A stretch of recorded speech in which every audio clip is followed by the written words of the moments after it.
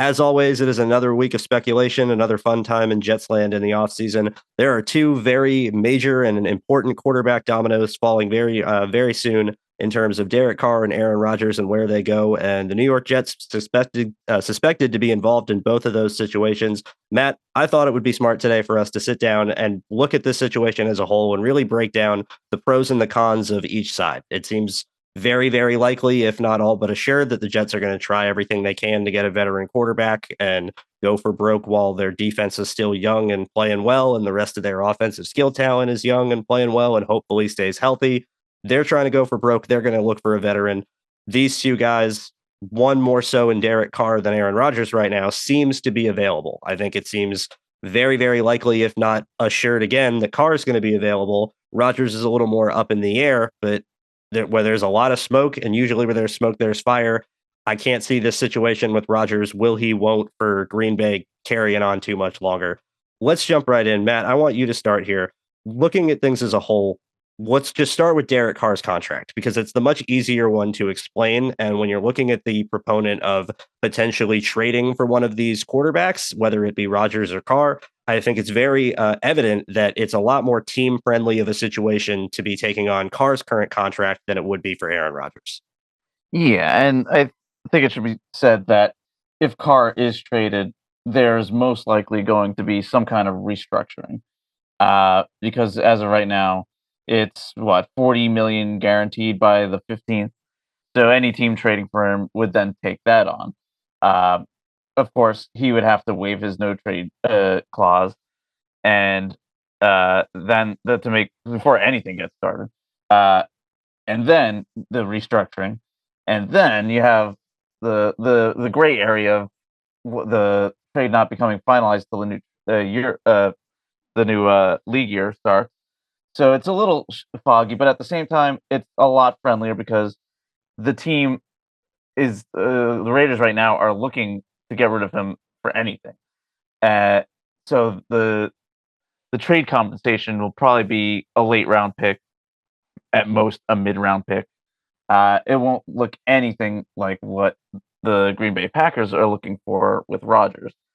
So that right away just makes Carr a lot more desirable.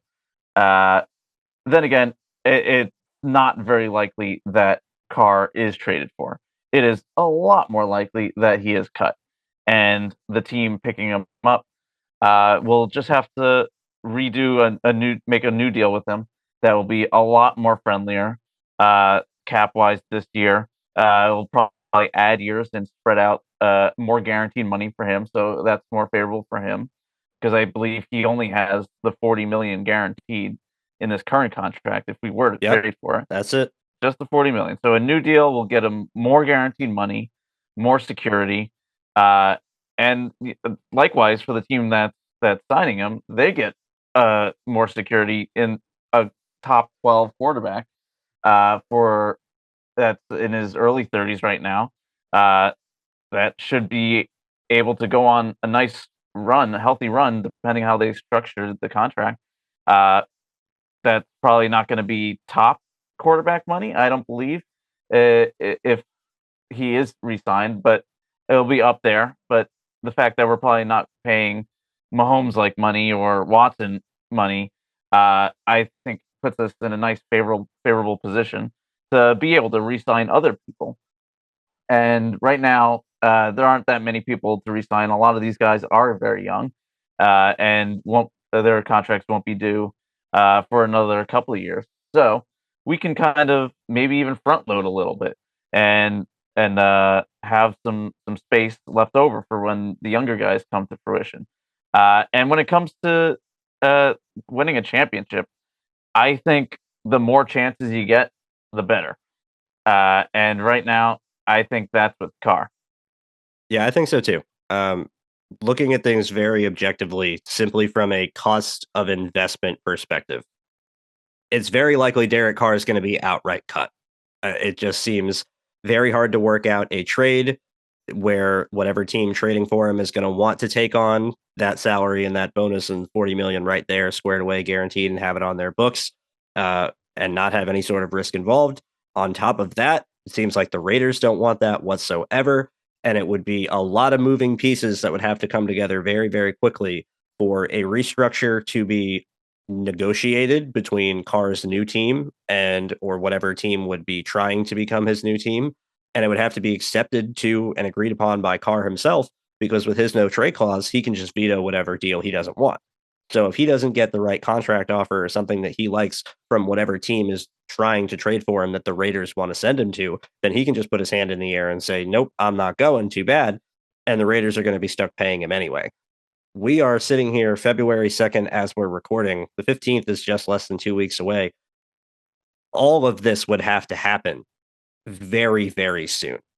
And with everything that it sounds like right now, not only from Carr himself at the Pro Bowl and the Raiders GM at the Senior Bowl, I believe, they're getting he's gone one way or another. Derek Carr is going to be off the Raiders, and that to me sounds like this is an inevitable release. He already said So goodbye. yeah, well, let alone that, and he's in Vegas where the Pro Bowl is currently being held. Carr was put in as an alternate recently, and now he's in the actual Pro Bowl. He's doing the skills competition that they have new this year, and he's getting interviewed, and he's asked the question, you're on fire. Is this the hottest you've ever been in Vegas? And Carr goes, yeah, I think it was. Maybe that's why I'm leaving. Hmm. Like, can't get more frank than that. No. This dude's going to be on the open market. And so, first and foremost, when you're comparing Carr and Rodgers and you're looking at things in a pros and cons sense, a huge pro for Derek Carr is that he's likely not going to have to cost you any draft cap in a year when you're already lacking draft capital. We're pretty sure the Jets only have 5 picks as it currently stands. And the years, like we've said for a few weeks now, Matt, of they have so many draft picks and it's 2 firsts and 2 seconds and they can just pick whoever they want. And they have, 5 picks in the top 75. That is not the case this year. No, They're going to not. have to be as targeted and as purposeful with their picks as they've been in a very, very long time. And mortgaging the very little draft capital you have for a veteran quarterback, yes, will it help you get over the hump? Will it help you succeed? In theory, it will.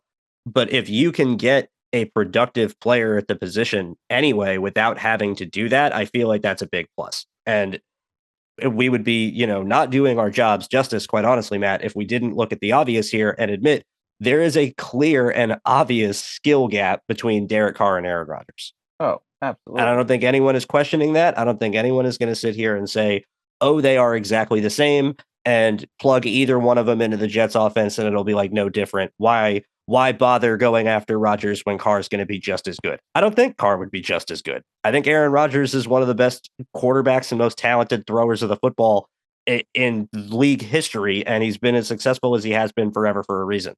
Even in what was considered a down year and in a game that I know you and I both watched, Matt, this year very, very intently when the Jets played the Packers in Green Bay, Rodgers made a couple of throws in that game with a bum thumb that were better than any throws any Jets quarterback made all season themselves. So there is still talent here. And I don't think you're absolutely just throwing yourselves to the wolves and thinking it's going to be the Peyton Manning decline where all of a sudden it was like Peyton Manning's arm turned to dust like Thanos snapped his fingers and there was nothing that he could do to be effective throwing the football. Aaron Rodgers is a gifted thrower, and those guys tend to usually last, as long as they can. John Elway and Dan Marino played well late into their careers because they were gifted throwers.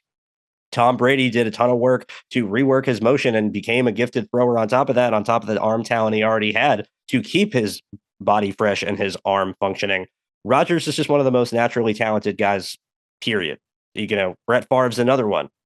Similar situation, plays very late in his career, has some amount of a decline, but it's not as much of a physical decline as it could be for guys that are less talented. But we need to talk, like you said, Matt, about the cost for what Rodgers is going to command. I think it's going to take at least a first.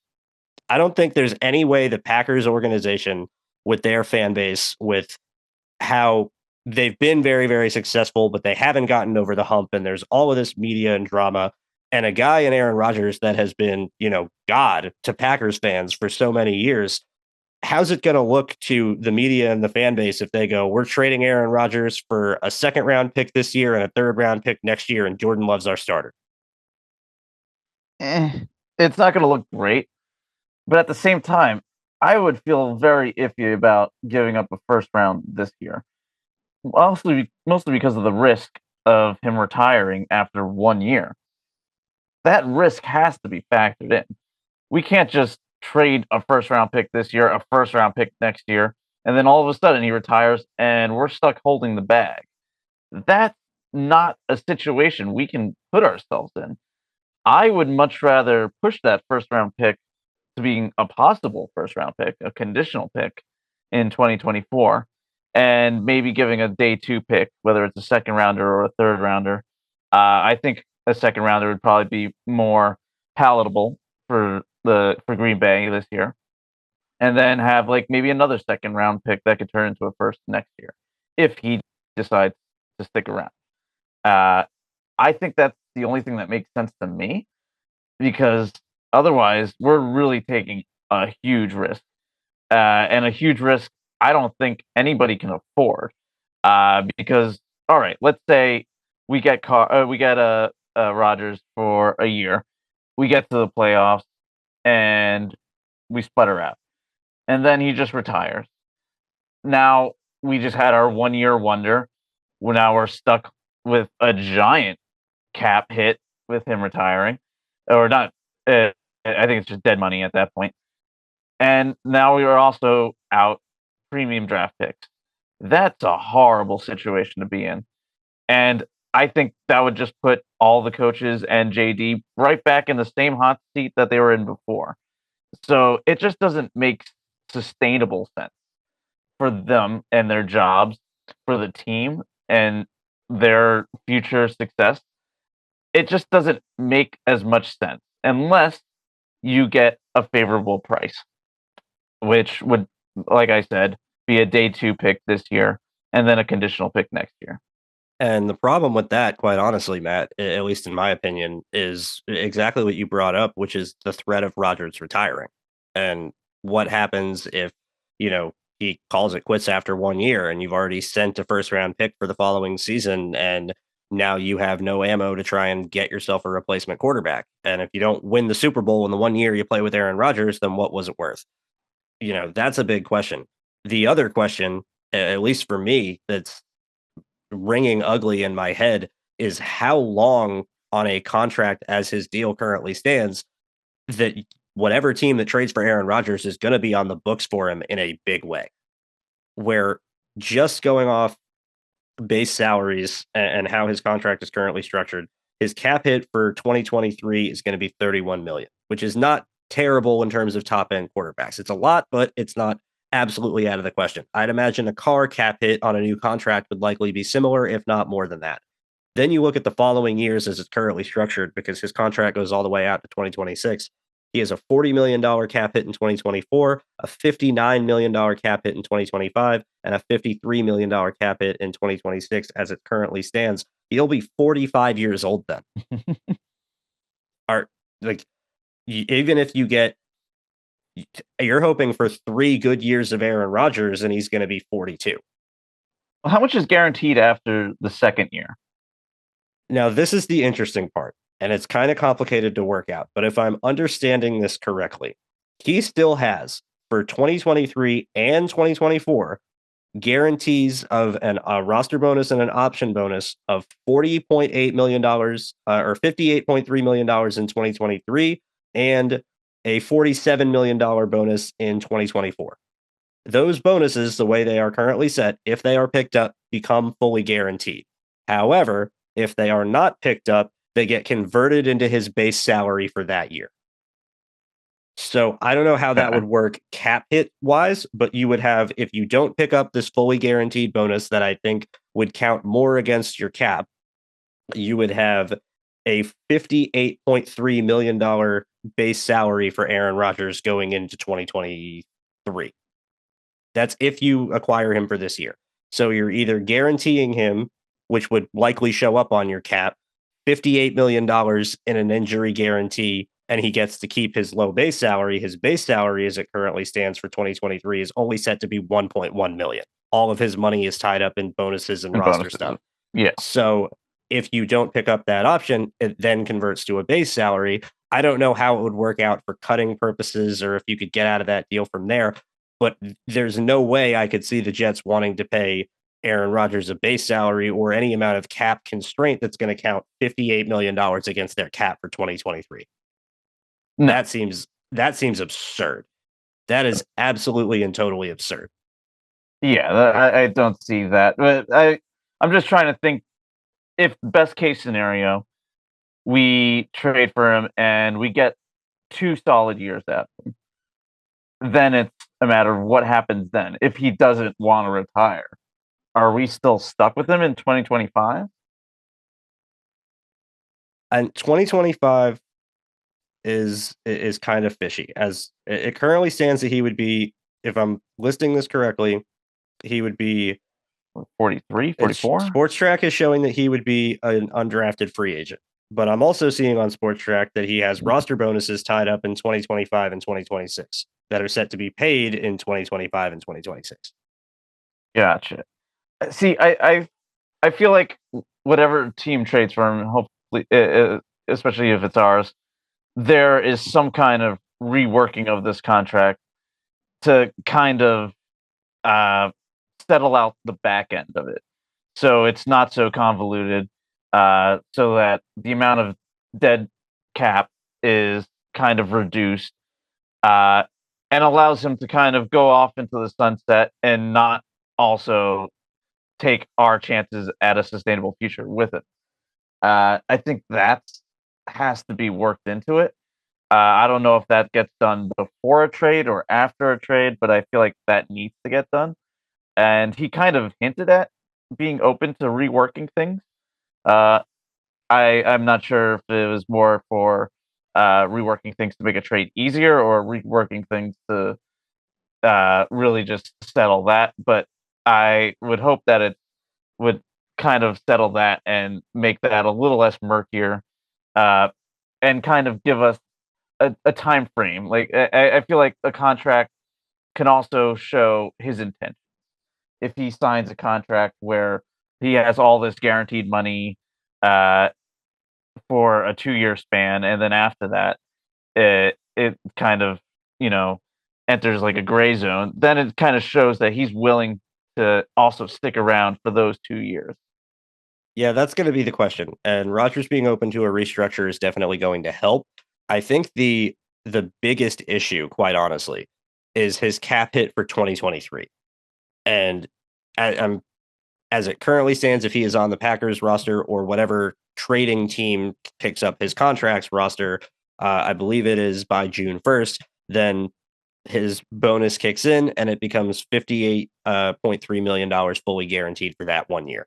And then if he's on the roster come 2024, this is where the bonus kicks in, as I got a little more research in. If he's on the roster, that bonus then gets picked up and it becomes $47 million is guaranteed for 2024. He could likely be cut for some amount of savings after 2024 or after 2023 if things go completely and totally haywire, but you're getting about 16 million in cap savings. If he's cut after 2024, then that goes up significantly higher Mhm. and he's able to be cut in 2024 for oh wait, no, excuse me. Yeah, 2024 cap savings of 16 million. So that would be cut before 2024 season. If he's cut after the 2024 season, it's cap savings of 42 million. Got it. Well, So his are you contract is willing such a mess. are you willing to pay him that much up front? Are you willing to pay Rodgers this amount right now? And then if it works out, lock yourself into these guarantees for 2024 as well. I think what might happen is you might see the Packers try and maybe do some sort of a deal where they can give him some amount of a signing bonus or some amount of another bonus that's going to be money up front and kind of take off some of whatever's left to be overdue and paid guaranteed for whatever contract or team is trying to acquire that contract. Either way, yes, Aaron Rodgers is great. And I don't think that, he would show up to New York and be a complete shell of himself like we mentioned before.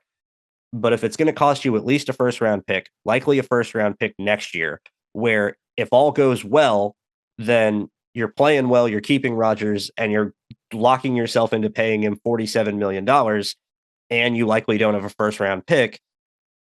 Plus, you're going to need to re-sign some of your other veterans that are going to be getting older, or you trade for Rodgers, you give up a future first, it goes haywire, and you let him go after 1 year. You take the 16 million in savings, and you still don't have a first round pick, and you're right back where you were a year ago. And now Yeah. you're just and you just paid a bunch of money in 2023 for nothing. It's I don't want this to seem for everybody like we're sitting here going, oh, there's no positives whatsoever for Aaron Rodgers and Derek Carr makes so much more sense. The positive for Aaron Rodgers is that the talent is greater. I think the attitude from the organization would be okay. We're serious. We just went out and got a guy that's won multiple MVPs and is a Super Bowl champion and is going in the Hall of Fame. And we're not messing around. We're not gonna take middle of the road quarterback and act like we got this MVP caliber dude. We went and we're swinging for the fences. I think that's going to send a message to the rest of the locker room that it's go time. Put up or shut up. And if you don't want to be doing everything you can to go win a championship, you're not going to be here much longer. It's going to bring excitement back to the organization. It's going to bring, media coverage and attention to the team that's been lacking for a long time. And it's likely going to result, at least in the next year, and the Jets being probably pretty good and probably good enough to be a playoff team. And is that great? Absolutely. I don't think any of us would complain for that. But are you willing to sacrifice the future of your team and the longevity that can be built that you've spent so long building and finally have somewhat of a foundation laid? Are you willing to mortgage all of that so that you can build a glass roof to stand on and hope it doesn't fall out from under you? I don't know how I would feel about that. I think the overall final just nail in the coffin positive for Derek Carr, in my opinion, is if things go well, you can still build for the future Mm-hmm. because he's only going to be 32 next year. So if you pull this off, if you sign Derek Carr, even if you trade for him and restructure the contract and you give up the mid-round pick to make sure you get him, but you commit to this being your guy and you're right and it works, you could be successful for 5, 6, 7 years. You could have a much longer path to build. You could have a much more time to be good and continue building your roster and not feel like you have this giant price tag. And you know what? If Carr's asking for a new contract in 3 years and he's played well enough to warrant one, then the Jets are probably doing pretty well. Yeah. So I don't think that's a bad situation to be in. With Rodgers, it's let Rodgers get his one last dance. And for all we know, he could play so well the Jets could get to the Super Bowl and win. And that's awesome. And everyone's losing their mind and we would love it and never trade it for the world. And then Rodgers could go, that's all I needed and retire immediately. Yep. And, And then it's just like, all right, well, now what? and it's going to feel like a fever dream. Like, did it even happen? Like what was this?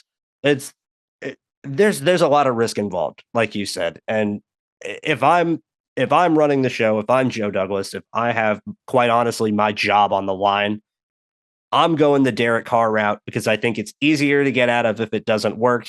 It's more explainable to get out of if it doesn't work. It doesn't hamstring your future. And if it does work the way you want to, you can continue to build for that same future too. I just feel like you're selling your soul for Aaron Rodgers to win you a Super Bowl in the next 2 years. And you're saying, I don't give a damn what happens after that. And that's how you end up like the LA Rams, who have a roster that's completely and totally gutted and 90% of their money tied up in like 5 veterans towards the end of their career. Yeah, it's not the best situation. Like, what do the Rams do now? They're going to be rebuilding probably for the next 2 to 3 years. And their coach is going to go do media in like a year. Yeah. I don't want to be in that position. Yeah, winning the Super Bowl would be it's what we all watch for, all right? So I don't want to take away from the possibility of winning that Super Bowl. I just think we should all have realistic expectations, and it's very hard to win a Super Bowl, even if you do have an elite guarantee, right? Like, look at Josh Allen. We thought that the Bills were probably one of the best teams in the league, probably for the last 2 to 3 years. And guess what? They haven't gone to the Super Bowl once. So even Allen in his prime, with a great team around him, still hasn't gone. Now, we can give Rodgers our team right now, and I am very confident he can get us to the playoffs. But then at the same time, do we have enough around him to say that we're like the Eagles, where I would say they are a complete team, front to bottom, every which way. do we have a complete team that Rodgers can fit right in and just get us to where the Eagles are right now? I don't think so. I think our team still has a lot of holes, and if we go out and get Rodgers, I also believe that makes it a lot harder to fill those holes. And if we're talking about a 1-year show, I would want like a dominating team around him to kind of seal the deal, right? What you see with a lot of these teams going for broke is that they'll make giant moves at the trade deadline to get like missing pieces, or they'll make splash moves in free agency before the season to get the team over the top. But I don't think we can do that if we do this Rodgers deal. Uh, Definitely not with the draft, especially if we give up first round pick. So it just becomes a lot harder, and it puts so much pressure on 1 year. I just don't like that feeling that we're putting all our eggs into one basket. And yeah, it would be nice just to go out with a bang, but at the same time, we have to think about what happens next. I can't not think of what Yeah. happens next. Yeah, I want to draw. I want to draw a very stark comparison um, before we get into Senior Bowl and round out with that, as that's been going on this week. And we're definitely more excited to talk about some of these draft prospects than we are contract language and roster bonuses and all of that nonsense. But I think of the Denver Broncos again to make the analogy to Peyton Manning at the end of his career, where did signing Peyton Manning work for Denver? Absolutely. They won a Super Bowl. Manning set the yardage and passing record for a single season. And like, I think it was his first year with the Broncos. They got to two Super Bowls, won one of them. They had a good run. They got what they needed out of it, and they were a successful team. Look where they are now. Mhm. Look where they are now. Look what it cost them, and look where they've been since then. Where after that Super Bowl in 2015, they have never made the playoffs. They've never even made the playoffs. Peyton Manning was one of the worst quarterbacks in the NFL the last year of his career in 2016. Was almost unplayable. Was not a functioning NFL quarterback at that point in time. At that age, with the injuries he had suffered, and for a guy that as talented as he was never the most gifted, incredibly amazing thrower of the football. His arm deteriorated, and they fell apart, and they've been struggling to get back anywhere ever since. Now they're trying to mortgage their future again. They gave up 2 firsts and crap ton of money for Russell Wilson in a trade. Didn't seem to work out year one, and now they're giving up future draft picks and ammo for Sean Payton to come be their head coach. And there's still no guarantee it's going to work. And if it doesn't, then they're totally screwed, and they're going to be bottom feeders for 5+ years while they have to rebuild the entirety of the rest of their roster and wait to get draft picks again and wait to have money to sign other players again. Their top, like Pat Surtain, goodbye. Good luck on another team, because good luck trying to retain him.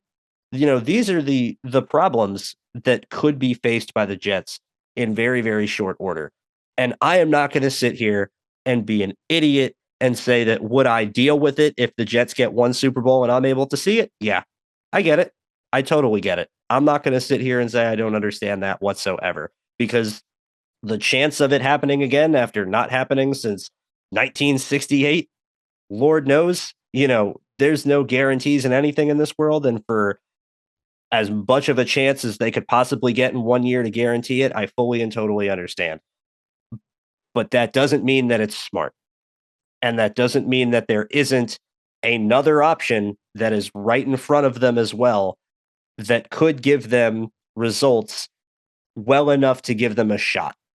Does Aaron Rodgers give you a better chance to win the Super Bowl next year in 2023 or 2024 than Derek Carr? Absolutely. But do you have no shot with Derek Carr? I don't think so. And you have a hell of a lot better shot with Derek Carr than you would anybody else. And I think the cost of investment and how risk involved if it doesn't work and how you can get out of it as a team, I just, this seems like a no brainer to me. I don't see any reason the Jets would logically or should logically swing for the fences and go all out for Aaron Rodgers unless Woody Johnson commands them to.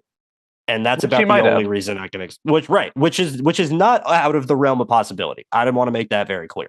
That it is very possible that that is exactly what is happening, and that's what the Jets are going to try and do. Teams make stupid decisions sometimes, even if it works in the short term. Wouldn't be the first time, and it won't be the last.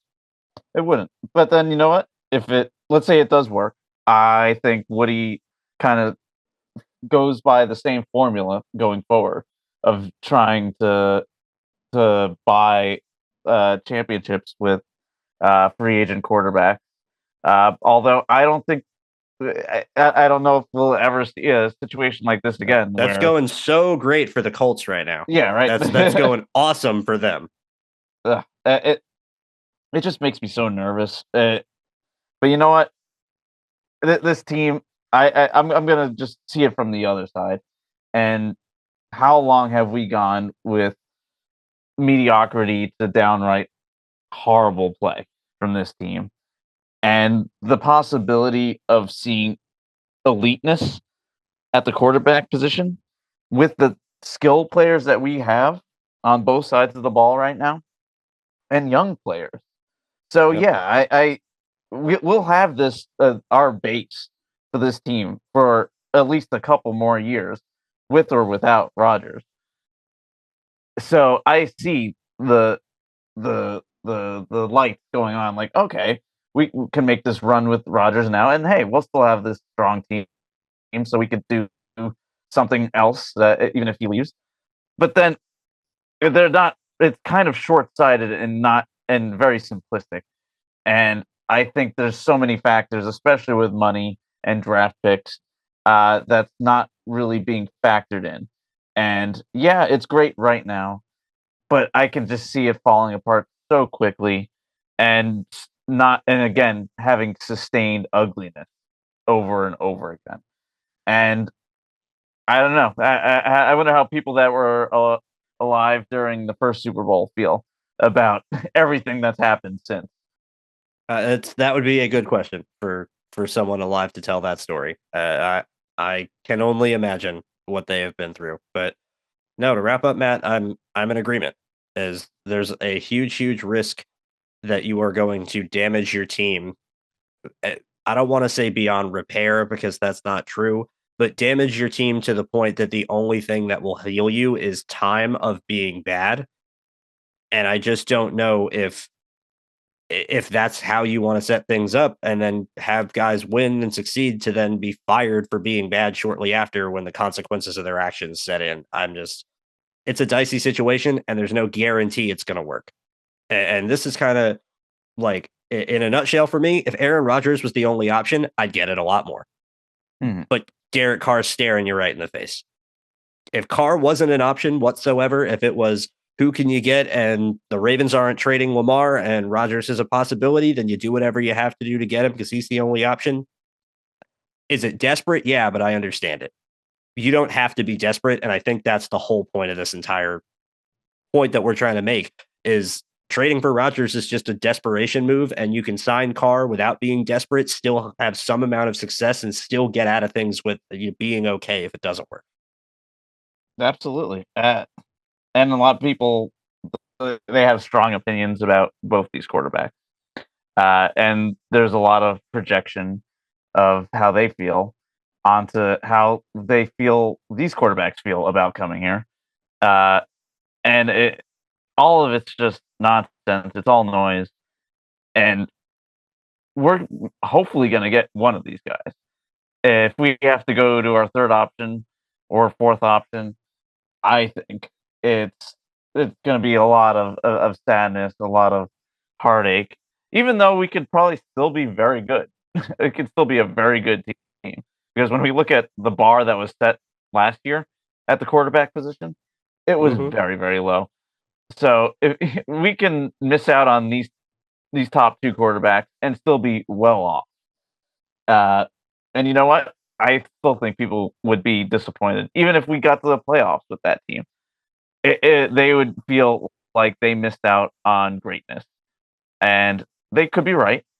But I like I like the idea of sustainability. I feel like that's kind of why Joe Douglas was brought in, because he has the idea of Yeah. sustainability in his head. He had a plan for sustainability, and he started to build that plan. And to go away from it so abruptly just because of the flashiness of Rodgers just doesn't sit right. And it just doesn't feel like what we should be doing. And yeah, it could work out, but it still just feels gross in some way. Yeah, no, I agree. I agree. Like I said, it's just desperation, and I don't think as do the Jets have to be somewhat desperate? Yes, but I don't think they have to be that extremely desperate. I think they can still make a smart move that becomes impactful for them without completely and totally mortgaging their future, not only financially but also in terms of draft capital. And I don't think it's any more simple than that.